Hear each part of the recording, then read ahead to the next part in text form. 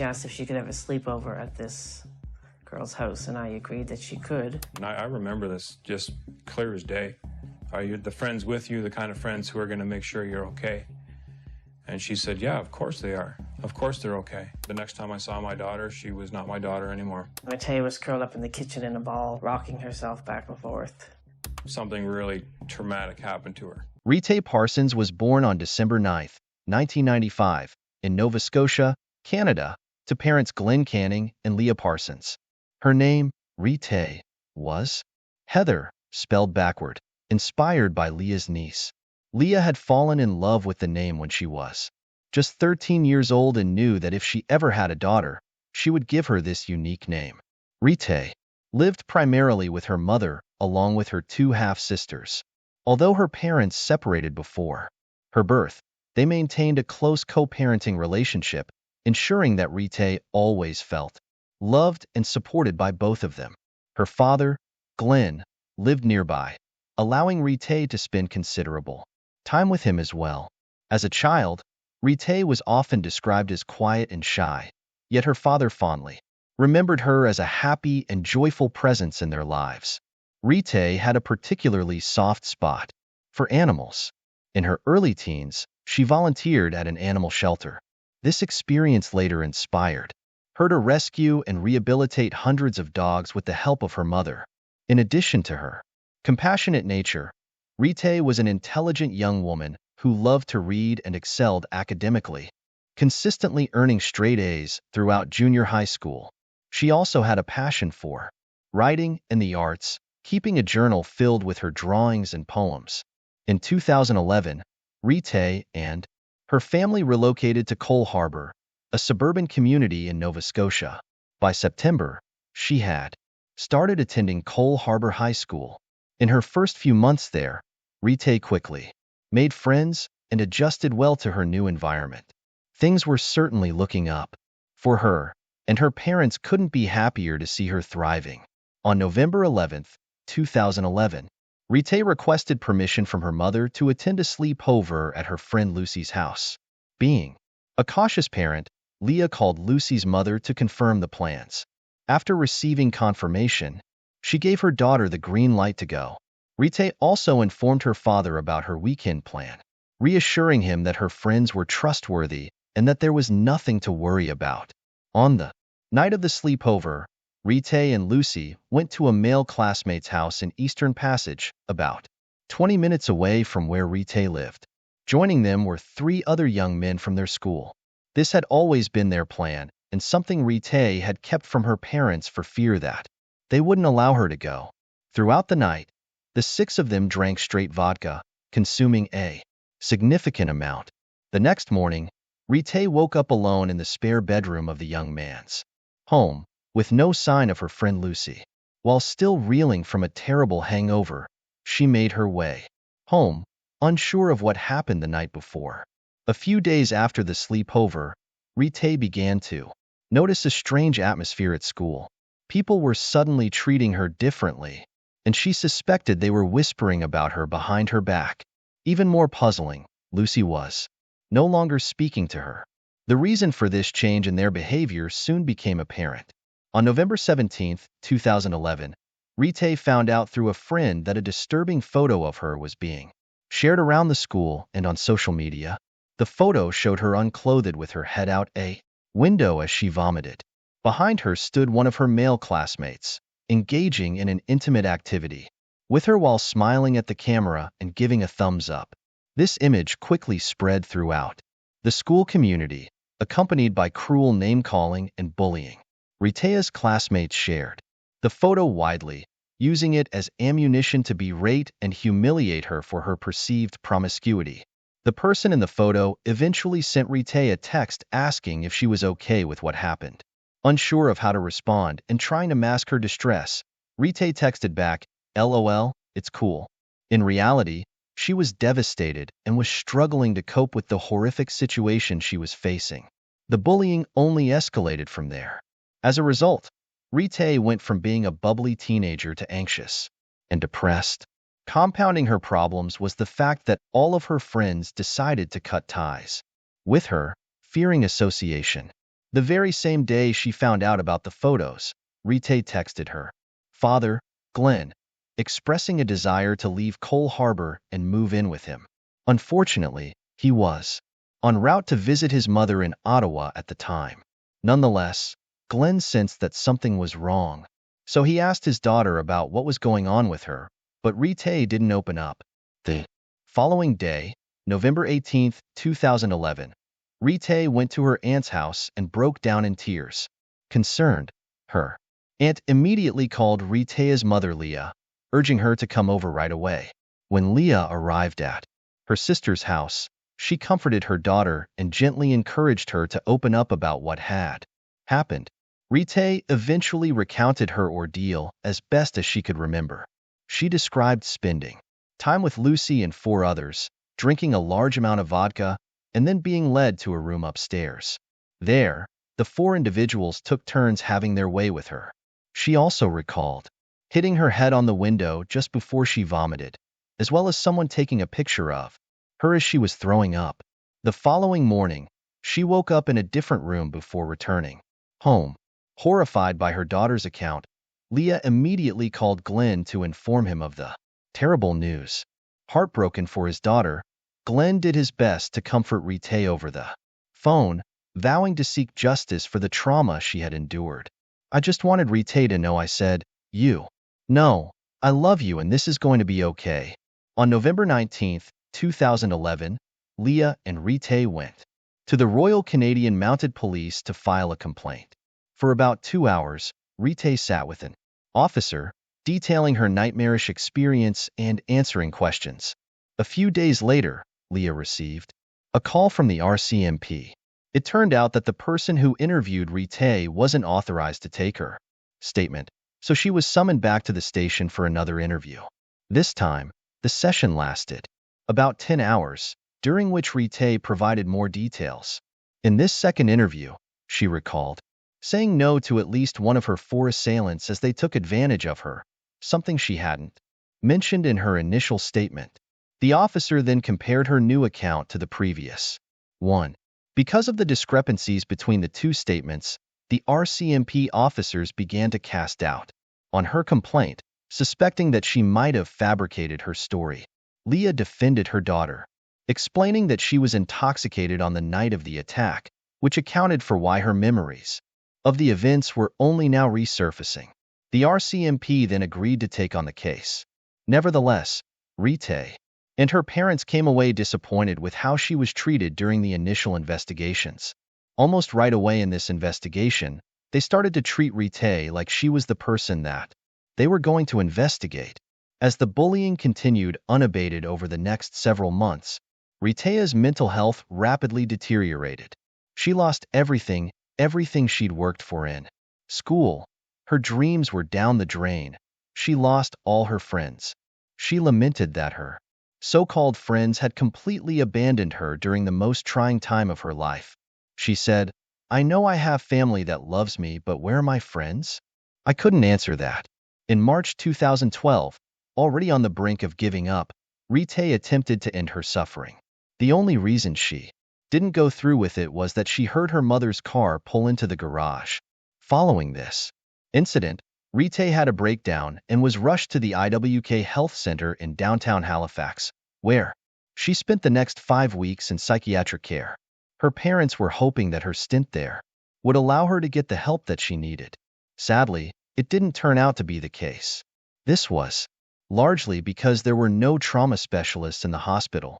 So, during those times when Rehtaeh acted out, they would simply lock her in a room and leave her there for 24 hours with nobody to talk to. Even worse, Rehtaeh alleged that 2 male workers had searched her for razors or other items she might use on herself.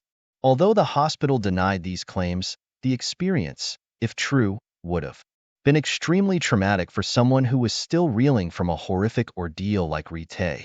By April 2012, the hospital discharged Rehtaeh despite her continued feelings. When Leah questioned them about the premature release, they simply responded that she had been there long enough. Glenn would later deeply regret having admitted his daughter to the hospital in the first place. She ended up staying there for 5 weeks, and I will say it was a stupid, stupid thing for me to ever leave her in that hospital. I wish to God I had taken her home that day. Everything was worse. When she left, there she was far more angry. After her release, Rehtaeh moved in with her father and enrolled at Prince Andrew High School in Dartmouth. There, she met Bryony Jollimore, and the two quickly became friends. Their shared sense of humor, especially about their unique names, soon turned their friendship into a deep bond. However, just when things seemed to be improving for Rehtaeh, her dark past resurfaced. Her photos soon reached her classmates at Prince Andrew High School, and she found herself once again the target of bullying. She had this one girl that was really giving her a hard time. They forwarded messages from this girl, what she would say to her and stuff, and it was just horrible, pretty much telling her to go herself. In late 2012, Rehtaeh moved back to her mother's house and transferred to Citadel High School. She had initially tried to return to Cole Harbor High, but the school refused to readmit her in an effort to distance itself from the scandal. Meanwhile, Rehtaeh's assailants remained enrolled there. On October 31, 2012, the RCMP informed Leah that after nearly a year of investigation, they had determined there was insufficient evidence to proceed with charges. 4. The investigators, the text message that Rehtaeh sent to one of her attackers in November 2011, where she said, "It's cool," constituted consent, so they didn't think she had a case. Naturally, Leah and Glenn were beyond disappointed with this development. To make matters worse, they later discovered that the investigators had never even interviewed the 4 young men who had attacked their daughter. For males, Rehtaeh, and not one of those 4 male, was ever brought into a police station for an interview. Moreover, it turned out the authorities had not investigated the devices used by the assailants to spread the photo that had severely impacted Rehtaeh's life. When Leah confronted the lead investigator about these oversights, the officer condescendingly replied that this wasn't CSI, and that such actions were not part of their procedures. She treated me like I had no business to ask. She actually said to me that, "I don't have to tell you anything." Those were her exact words to me, so I stopped speaking to that police officer. Leah then appealed to a higher-ranking officer within the RCMP. However, this officer merely reiterated the investigators' claim of insufficient evidence to support Rehtaeh's accusation. The officer could only offer superficial advice, such as suggesting that Rehtaeh participate in sports to boost her mental well-being. 2 weeks later, on November 14, 2012, Leah was informed that the police would also not be filing charges against the 4 young men for distributing her daughter's image. According to the officers, Rehtaeh's face wasn't seen in the viral photo, making it difficult to prove the charges. In addition, the authorities also claimed that the prosecutors had shown no interest in pursuing the case in court. 4. Rehtaeh and her family. The police officers' seemingly indifferent attitude towards handling her case was deeply disheartening. Rehtaeh had hoped that pressing charges against her assailants would clear her name and put an end to the bullying she endured for the past year. Now, her prospects for achieving justice seemed increasingly bleak. In February 2013, Rehtaeh decided to return to Prince Andrew High School. She felt that she was ready to move on by that time. She also believed she already had enough friends there in school to support her. For the next month or so, Rehtaeh's mood and disposition appeared to improve. She even got into a relationship with someone whom she genuinely liked. However, despite her efforts to be strong and move forward, signs of her internal struggle remained evident. On the evening of April 4, 2013, Rehtaeh was at home, spending time with her friend Jenna, who had recently moved there. At some point that night, Rehtaeh took a call from her boyfriend. Although the details of their conversation were unclear, Rehtaeh became increasingly upset and began yelling at him. Her mother, Leah, who was downstairs, could hear Rehtaeh's voice growing louder. After ending the call, Rehtaeh turned to Jenna, expressing that she had reached her breaking point. She then went straight to the bathroom and locked the door. Alarmed by what Rehtaeh might do, Jenna tried to talk to her through the bathroom door. She pleaded with Rehtaeh to open the door, expressing her love and urging her not to act on whatever she was feeling. At first, Rehtaeh responded to Jenna, but after a few moments, she suddenly fell silent. In a moment of panic, Jenna ran down to inform Leah of the situation. Leah immediately rushed upstairs. On her way to the bathroom, Leah grabbed a tool from a drawer to help pry open the door. She managed to unlock it, but felt a heavy weight pressing against the back of the door. With considerable effort, she pushed the door open and was met with a sight that would haunt her forever. Her beloved daughter was hung in the bathroom. While still trying to process the horrifying scene, Leah urgently instructed Jenna to fetch a pair of scissors, which she used to bring Rehtaeh down. Leah then dialed 911 to report the emergency. By that point, Rehtaeh was still alive but barely breathing. The paramedics arrived moments later, and Rehtaeh was rushed to the hospital, where she was placed on life support. Not long after, Glenn arrived at the hospital to be with his daughter. Both he and Leah clung to the hope that Rehtaeh might somehow pull through. However, a doctor soon delivered a grim prognosis. They were struggling to detect any brain activity, and Rehtaeh's body was beginning to shut down. Glenn could only think about his last interaction with Rehtaeh, wishing he had done something differently. I went in to see her laying there. It's something I regret because on the way home, on Wednesday night, she asked me to stop at McDonald's, but I was too tired. It was after 9:30. I just wanted to go home. I said, let's just go home. It's too late to eat junk food, blah blah. I remember when I went over and kissed her and I whispered, wake up, I'll take you to McDonald's. By April 7th, 2013, Glenn and Leah were told that Rehtaeh's condition was beyond recovery. That day, the former couple made the most difficult decision of their lives by far. They decided to take their beloved daughter off life support, allowing her to finally rest. People say time heals all wounds, but it doesn't. A big part of me died in that hospital room with my daughter. The day after Rehtaeh's death, Leah turned to Facebook to fight for justice for her daughter. She created a memorial page for Rehtaeh and shared a powerful post detailing the events that led to her daughter's death. The post went viral, sparking outrage and calls for justice. The local community was shocked by what had happened to Rehtaeh and the lack of action from law enforcement. Massive protests soon erupted, with people demanding justice for Rehtaeh and calling for changes in how such cases are handled. The story eventually caught the attention of Anonymous, the online hacker vigilante group. They then issued a statement demanding that the police charge the four young men or face the consequences of having their names publicly released. This involvement brought even more recognition to Rehtaeh's case and put pressure on the authorities to act.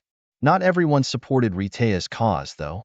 Shortly after her death, a Facebook page mocking her appeared. Additionally, Glenn's YouTube channel dedicated to his daughter was flooded with negative comments from a particular user. With the help of Anonymous, the Facebook page was eventually taken down. It was later revealed that the page's owner was the sister of the individual in the viral photo with Rehtaeh. The commenter on Glenn's YouTube channel was also traced to be the same person in the picture. Following the public outcry and the involvement of Anonymous, the police reopened the investigation into Rehtaeh's case. Nonetheless, they refused to acknowledge the online pressure as the reason for that, claiming instead that new information had come forward from the community. Our demands are simple. We want the RCMP to take immediate legal action against the individuals in question. You will be held accountable for your failure to act. During this time, Leah received a text message from the individual in the photo, wanting to explain his side of the story. He admitted that it was indeed Rehtaeh in the picture, a crucial piece of evidence that Leah now had in writing. On August 8, 2013, several months after Rehtaeh's death, two men, who were 18 by this time, were charged in connection with the case. One was charged with 2 counts of distributing illicit images involving a vulnerable individual, and the other was charged with making and distributing such materials. Nevertheless, the police maintained that there was insufficient evidence for any other charge beyond those. Both young men eventually pleaded guilty to the charges in November 2014. However, neither received jail time. Both were sentenced to 12 months of probation instead. Surprisingly, Rehtaeh's mother supported the decision, acknowledging that a jail sentence would never bring her daughter back. Do you think you're closer to getting justice for Rehtaeh? There'll never be justice for Rehtaeh. She just wanted to be validated instead of being blamed for her own crime. The fact that he has pleaded guilty has part of me feeling some solace in that. Rehtaeh's case had since sparked important discussions about cyberbullying. It led to the introduction of Bill C-13, often referred to as Rehtaeh's Law, which addressed the distribution of intimate images without consent and gave police more tools to investigate online crimes.